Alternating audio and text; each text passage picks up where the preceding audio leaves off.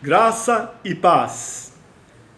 Seleção e comentários de textos bíblicos. Evangelho de Mateus, capítulo 14. João Batista é decapitado.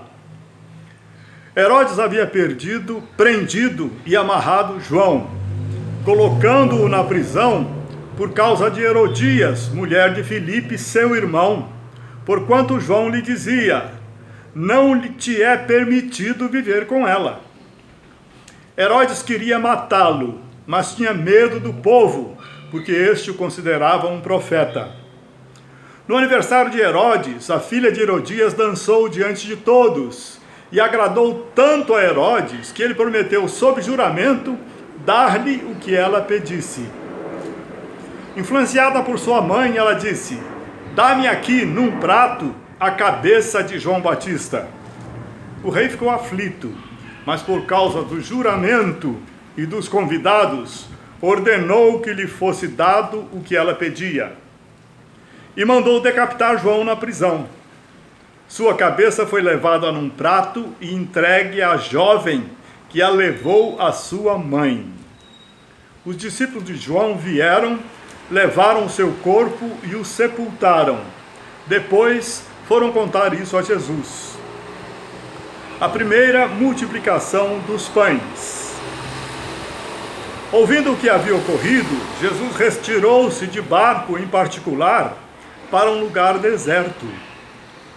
As multidões, ao ouvirem falar disso, saíram das cidades e o seguiram a pé.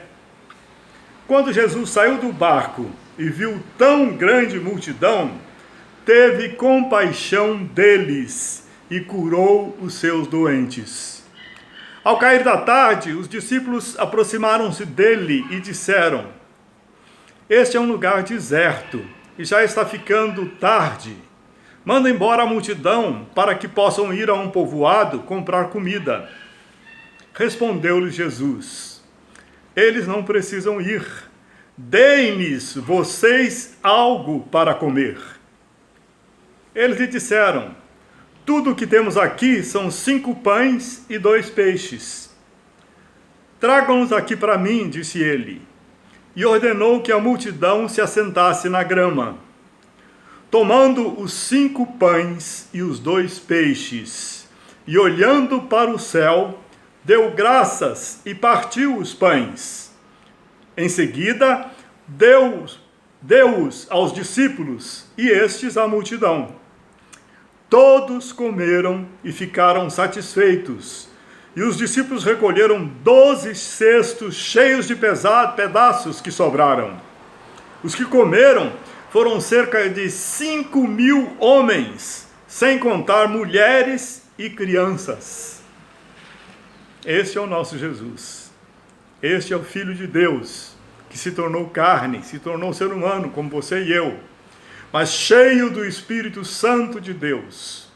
Pegou 5 peixinhos, 2 pães, olhou para o Pai nos céus e agradeceu, abençoando aquela comida.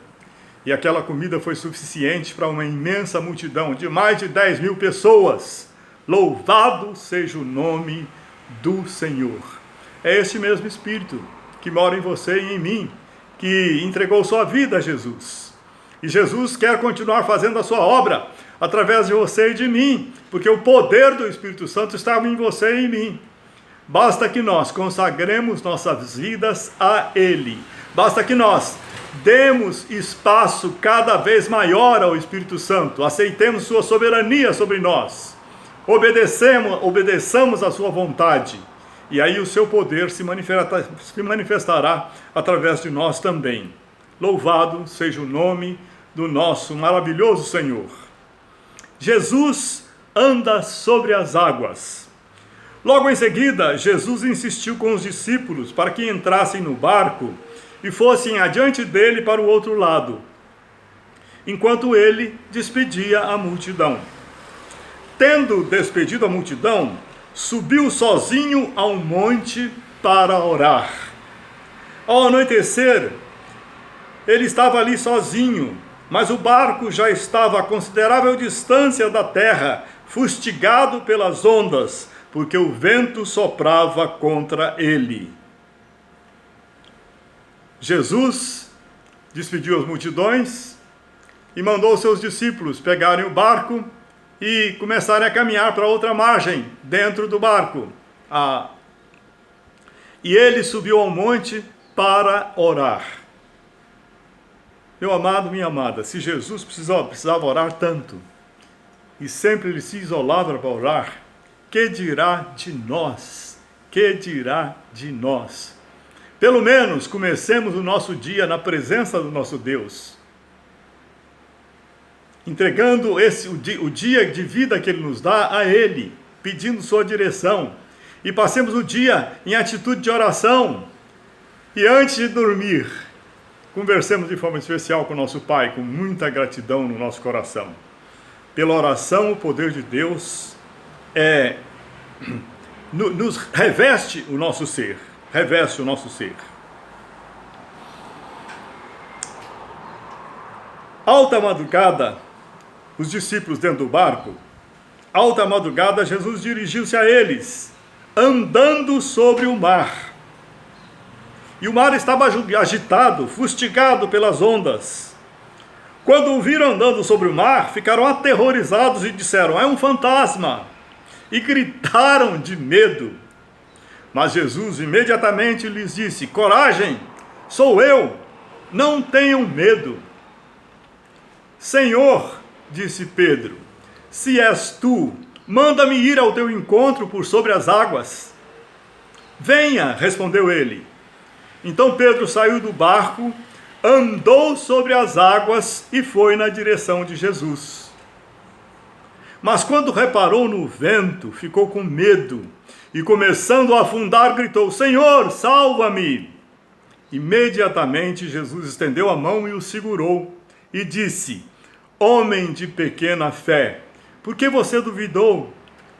Quando entraram no barco, o vento cessou.